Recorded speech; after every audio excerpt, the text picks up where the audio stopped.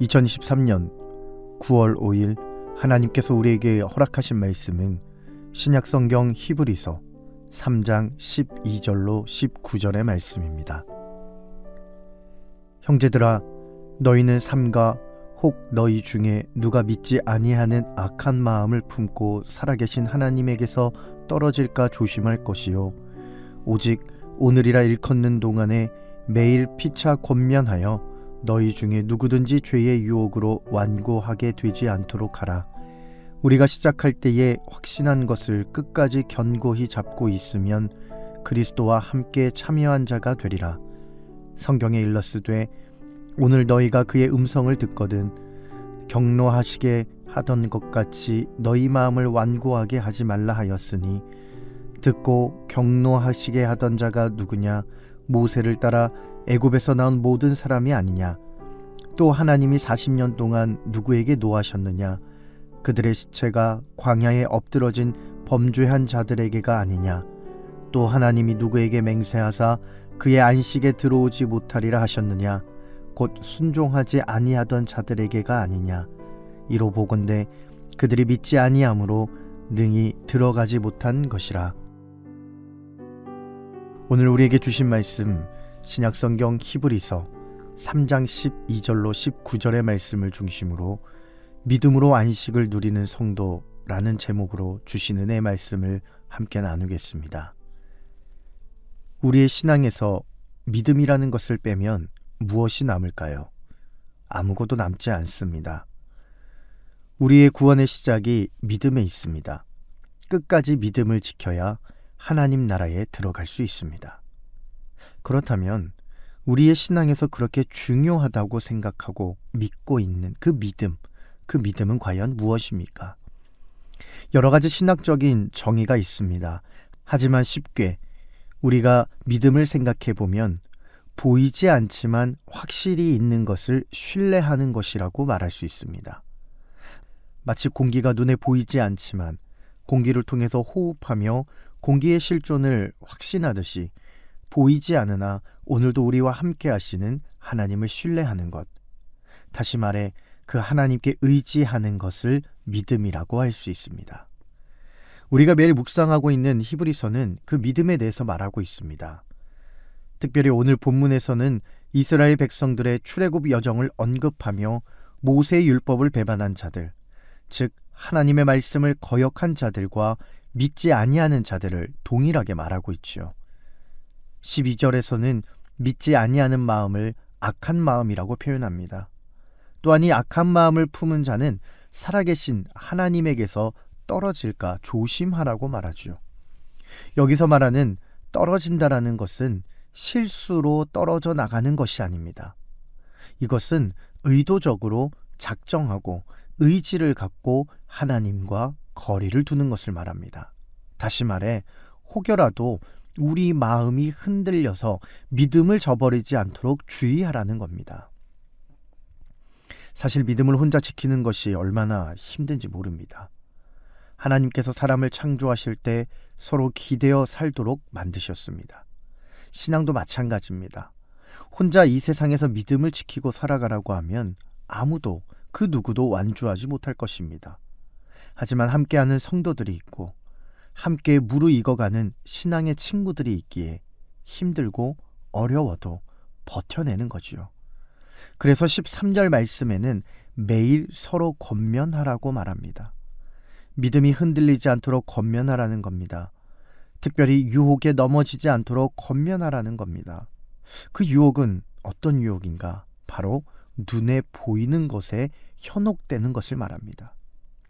이스라엘 백성들은 출애굽 여정 가운데 유혹에 빠졌습니다. 우상 숭배라는 유혹에 빠졌습니다. 이스라엘 백성들이 범죄한 우상 숭배의 특징이 무엇입니까? 바로 눈에 보이는 것에 현혹됐다는 겁니다. 눈에 보이지 않는 하나님을 의지하고 살아야 하는데 당장 내가 힘들고 불안하니까 눈에 보이는 우상 숭배로 넘어간 겁니다. 다시 말해 눈에 보이지 않는 하나님을 향한 믿음을 흔드는 가장 큰 유혹은 눈에 보이는 우상 숭배라는 겁니다. 사람을 의지하고 물질을 의지하고 내 능력을 의지하는 것 등 이 모든 것들이 다 우상 숭배입니다. 우리로 하여금 이스라엘 백성들과 같이 넘어지지 않도록 서로 권면하라고 말씀하는 거죠. 우리가 서로 권면하며 끝까지 믿음을 지키면 결국 우리는 14절의 말씀과 같이 그리스도와 함께 참여하는 자가 된다라고 말씀합니다. 우리가 처음 확신한 믿음을 잘 지키기 위해서는 무엇보다도 마음을 잘 지켜야 합니다. 잠언 4장 23절의 말씀은 이렇게 기록합니다. 모든 지킬 만한 것 중에 더욱 내 마음을 지키라. 생명의 근원이 이에서 남이니라 라고 합니다. 우리는 예수 그리스도를 믿음으로 구원을 받았고 그 이후는 잘 생각하지 않습니다. 하지만 여러분, 그리스도인들에게 최종 목표는 구원이 아닙니다.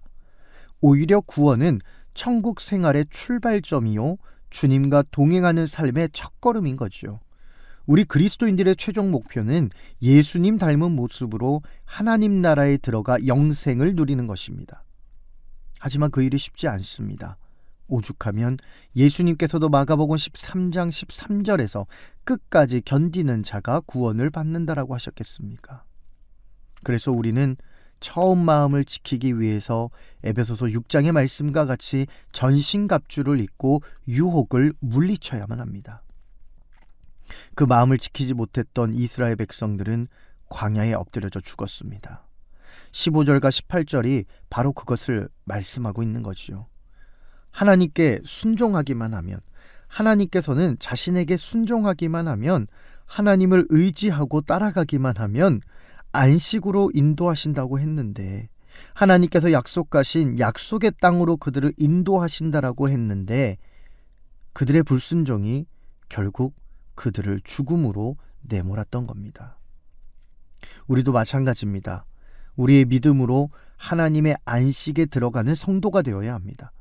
당장 눈앞에 보이는 것이 없어 불안할 때에도, 여러 가지 문제에 대한 해답을 찾지 못해 답답할 때에도 우리는 흔들리지 않는 믿음으로 그 마음을 지켜가며 하나님의 안식을 누리는 성도가 되어야 할 것입니다.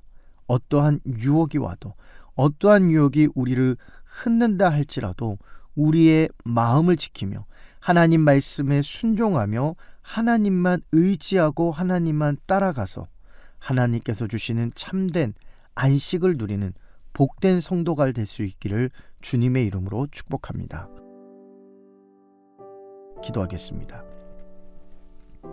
하나님 아버지, 아무 공로 없는 우리를 오직 주의 은혜로 구원하여 주시고 그 구원을 통하여 우리가 하나님 나라를 꿈꾸며 살아갈 수 있도록 은혜 베풀어 주시니 감사합니다. 오늘 주신 히브리서의 말씀을 붙잡고 우리가 믿음으로 하나님께서 주신 참된 안식을 누리는 복된 삶을 살게 하여 주시옵소서.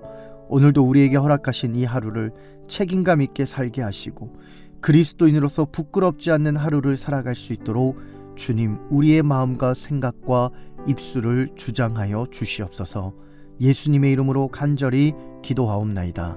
아멘.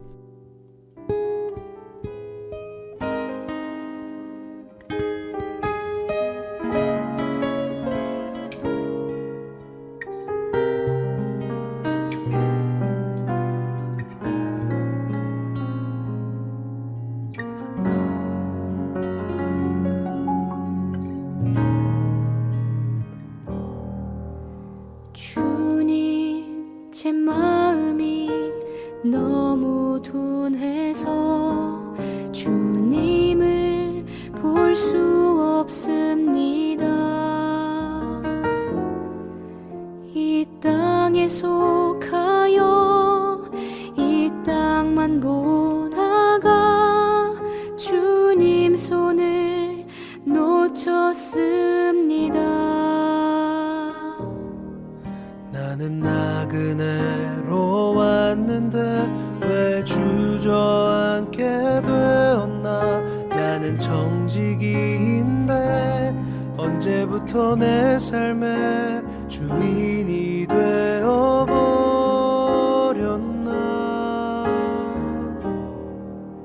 믿음이 없이는 기쁨 기쁘시게 못하나니 고된 수고도 다 헛될 뿐이라 믿음이 없어서 무너진 삶의 모든 자리에 다시 주님을 기다립니다.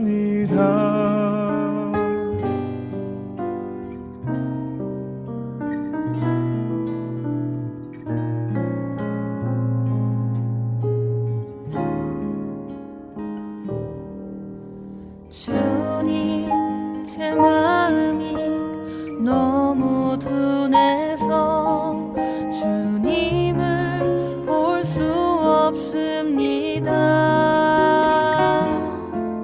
이 땅에 속하여 이 땅만 보다가 주님 손을 놓쳤습니다. 나는 나그네로 왔는데 왜 주저앉게 되었나.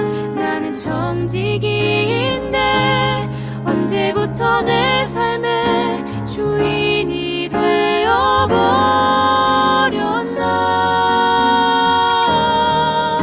믿음이 없이는 기쁘시게 못하나니 고된 수고도 다 헛될 뿐이라 믿음이 없어서 무너진 삶의 모든 자리에 다시 주님을 기다립니다. 믿음이 없이는 기쁘시게 못하나니 주를 찾는 자 반드시 만나리. 믿음이 없어서 무너진 삶의 모든 자리에 다시 주님을 기다립니다. 다시 주님을 기다립니다. 다시 주님을 기다립니다.